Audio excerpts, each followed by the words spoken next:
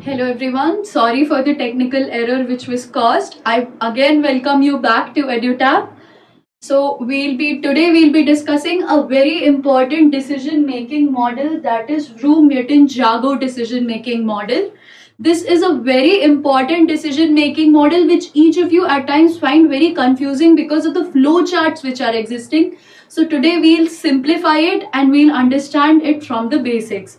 So before starting the session, if you are new at EduTap, I have a very good news for you that we are presenting a comprehensive guidebook for RBI Grade B and SEBI Grade A, which would answer all your common queries in a definitive manner. This is a one-stop solution which would be providing with you all the answers. Let it be the strategy, the resources which you have to follow, the exact pattern of the exam, the cutoffs which were prevailing, and not just that, once you join the organization, what would be the perks and salaries you would be receiving. Each and everything is provided in this guidebook, which is absolutely free of cost. So this is a must because by downloading this, you can save ample amount of your time and directly head start towards your preparation.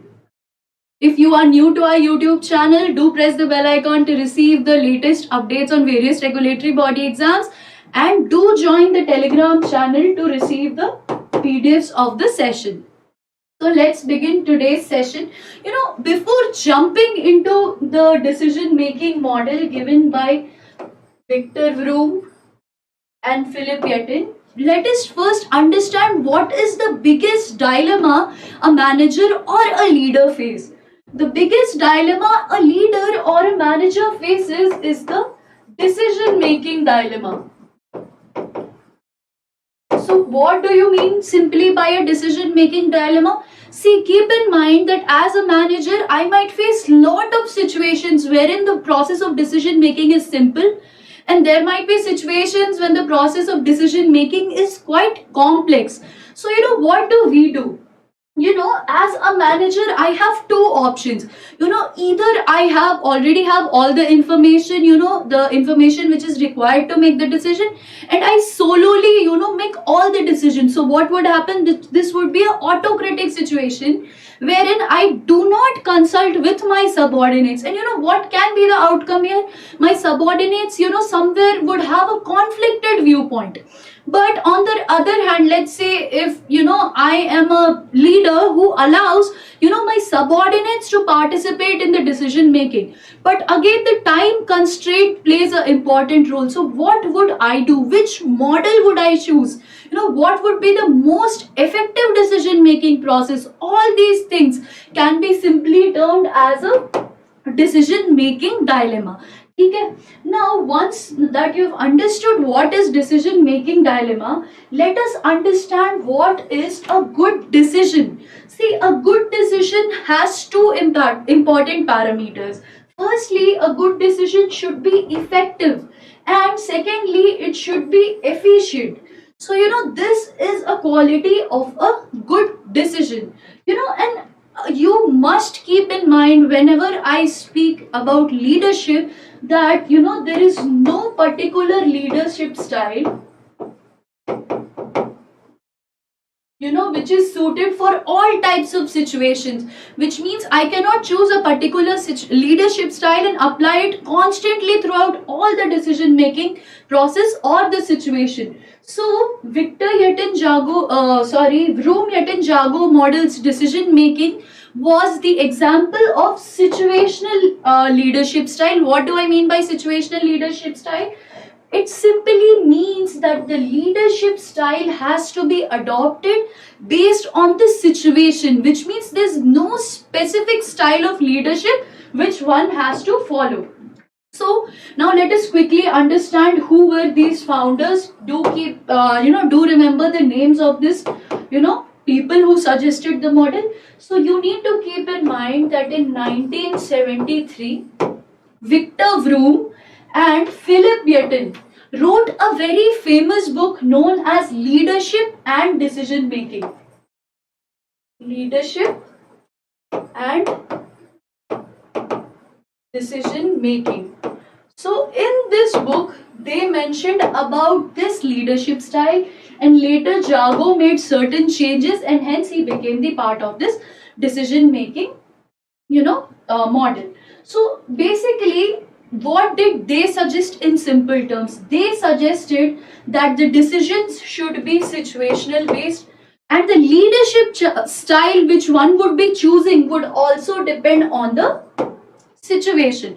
So as I said you, it is a situational leadership style, and moreover this is also known as leader participation model. Okay, so I hope you understood the basics of why the concept came up, and keep in mind, in order to solve the dilemma which is faced by the leaders, they came up with the decision making model. So let us break their decision making model and understand each of them in depth. Now, the first thing which you need to keep in mind, that this model, or you can say Victor Vroom and Yetton, gave three important factors which would help a leader to choose the right decision, or the right leadership style. The first factor was the decision quality. Okay. The first factor was decision quality. What do you mean by decision quality? The first thing which should come to your mind when I say decision quality should be the availability of resources. See, when I say availability of resources, what do I mean by availability of resources? Whether I have the right human resource, whether I have the right information, and whether I have right amount of time with me. This is what is important when I say about decision quality. So what are these? Time, information, and people. These three important resources play a very important role in the decision quality. The next factor is team commitment. The first thing which should come to your mind when I say team commitment is, let's say as a leader, if I make any decision, I have to make sure how is the decision going to affect my teammates. Okay.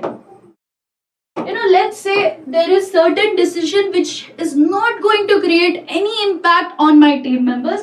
In that case, people would not somewhere get offended, and the process can be carried out in a smooth manner.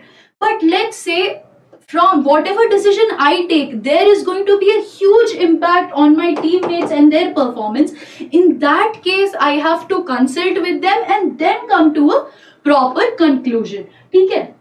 What is the third factor? The third factor which they said is the time constraint. What do I mean by time constraint? See, time constraint may there are two things which are possible. One, when I have ample amount of time, and one when I have less time. So let us understand, when a leader has less time, what does he do? See, he is bound by time constraints, and let's say he has all the required informations, which is important for the decision making process. Now he would not consult with his subordinates, and he'll take the decision on his own. And now let's say the other situation, let's say he has ample amount of time. What would the leader do?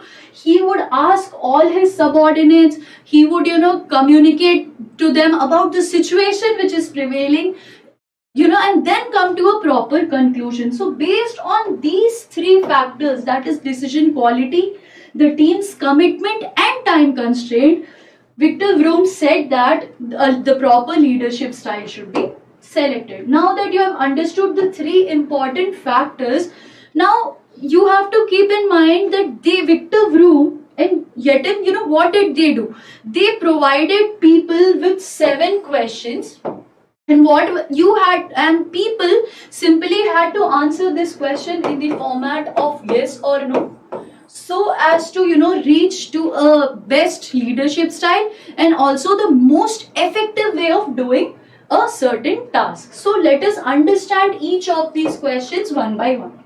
The first question is, which they said has to be answered, is Is there a quality requirement such that one situation likely to be more rational than other? It simply means, it said that whether the decision which the leader is taking is important or not in general. As in, is it a decision which is very crucial for the organization, or it is a common, like a normal decision? Let's say if you take a practical example, decisions like, about your career or the organization which you join is very important, and you eventually discuss it with your parents, or you think a lot. So this is an important decision. And if I say something like a non-important decision, let's say what food do I have at night, this can be a less important decision. So the first question which they said you have to ask as a leader is that whether the decision, or the question which is being addressed is important or not important. Okay. The second question which they said, that is the information which you are having sufficient or not. So basically, whenever there's a given situation, you would be having certain information, or there are chances that you do not have any information about the situation. So they said that you have to consider what are the available informations to you, whether you have proper information about the situation, or you do not have any information of the situation.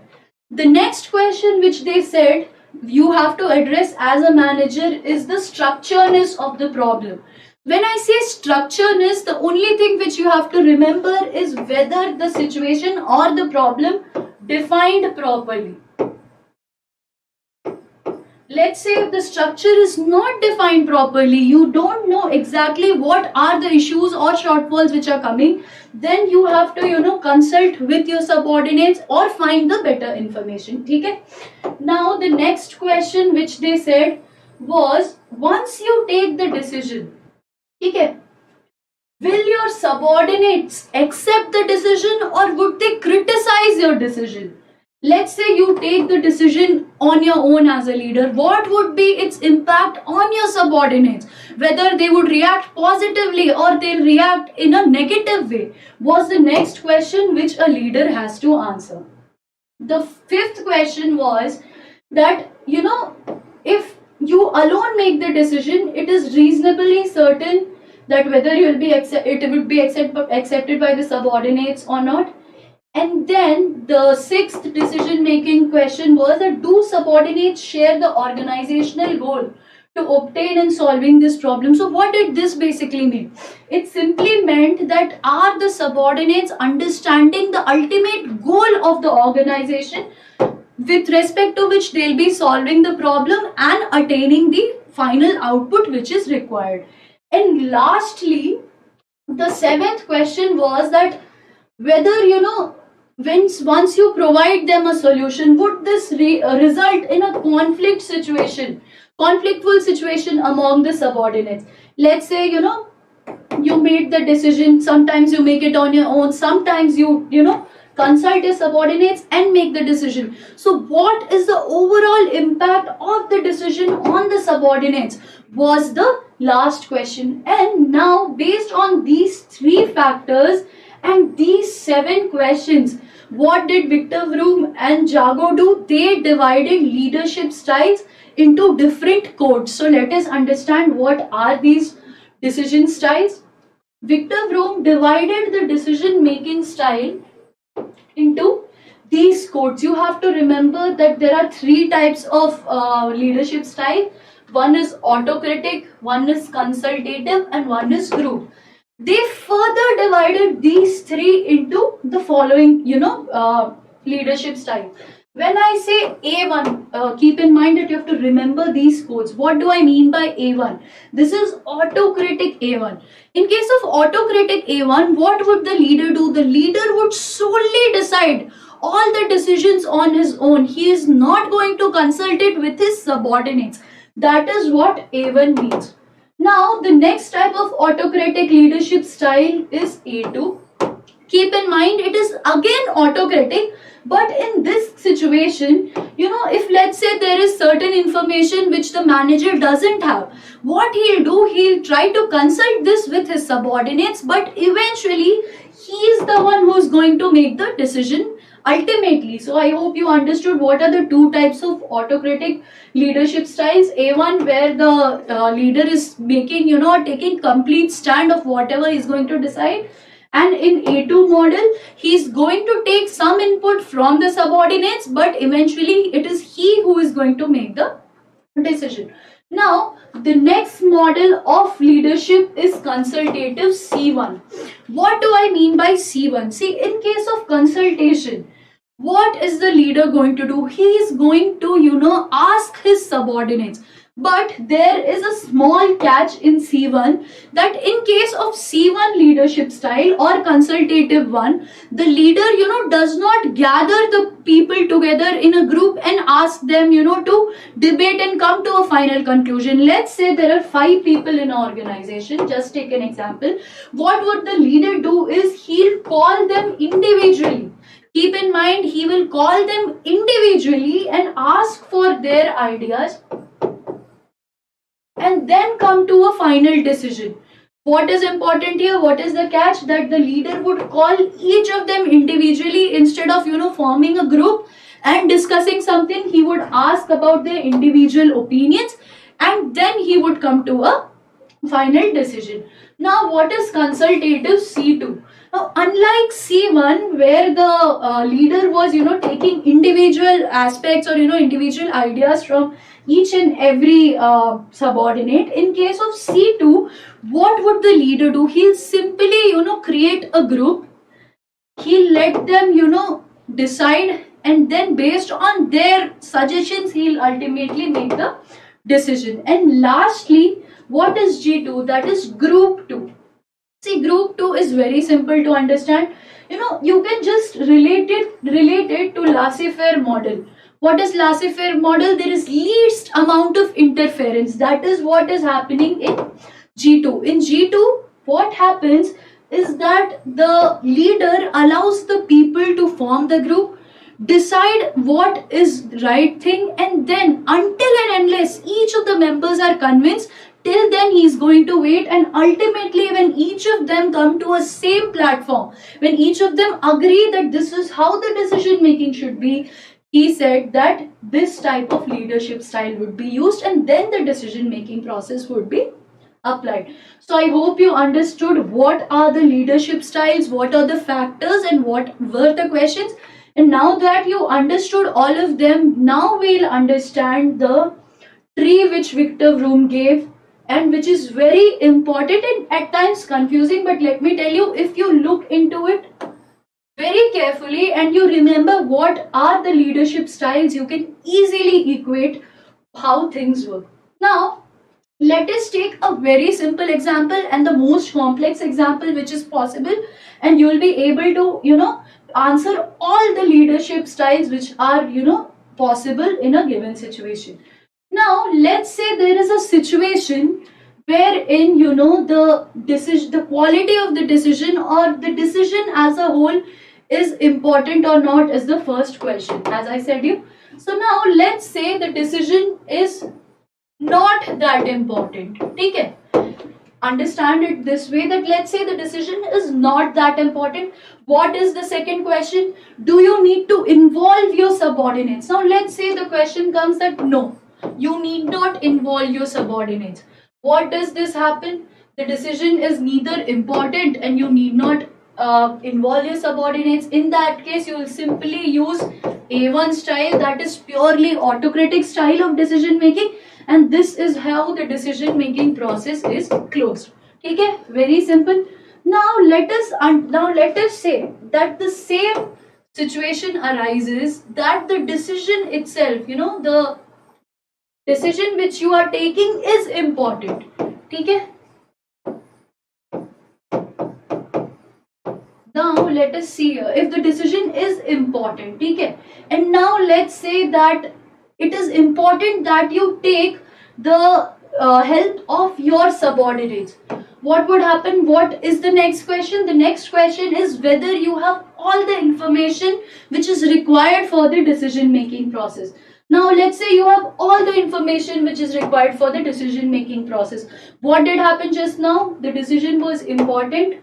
you took the advice of your subordinates, and you had the information, and eventually you would come to a conclusion or make your own decision. What would this lead to? This would lead to A2 style. What was A2 style? Keep that somewhere remembering. A2 is when the leader is autocratic, but somewhere he is accommodative about his subordinates. Now let us understand a complex situation. Let's say the situation itself is important. The decision which you have to take is important. And now let's say your members or the subordinates participation is also important, but you don't have enough information for this situation. Okay. Now, but then you see that whether the information is well structured or not. Now let's say again the information is not well structured. So what would you see? Now you will think that whether if I make this decision on my own, what would be the impact on my team members? Now let's say the decision which I took does not affect my subordinates a lot. In that case, I would be going for C2 model. What is C2? Wherein I would be making decision. How will be I making the decision? I'll be calling my subordinates, let them discuss, and then come to a conclusion. Why their discussion is important? Because I do not have the structure, or I do not have the proper definition. Now let's say even it is going to have a high impact. Let us think that all these things are important, that let's say the quality of decision is important, the people's commitment or how their participation is important is again true, but I do not have the right information and there is no structure. But the decision which I am going to take is going to affect the teammates or my subordinates. Okay, in that case, and let's say the team is also having alignment with the organizational goals. In that case, I will be going for G2 model, wherein I know that I do not have the structure and definition of the problem, but after regressive discussion and participation of people, I can come to a proper conclusion. In that case, G2 or group 2 model would be applied. So this is how simple the decision tree is. So I guess you need not confuse yourself. You just have to understand two things. Firstly, what are the leadership styles A1, A2, C1, C2 and G2, and then based on these 7 questions, you need to remember what are these 7 questions and how are these important, and based on these 2 factors you can properly choose the decision making style. So if you have any confusion with the following decision tree, do let me know in the comment section. So I hope you enjoyed the session. If you have any doubts, do contact us in the given number or reach out to us to receive the PDFs. You can join our Telegram channel. Thank you. Have a nice day. All the best.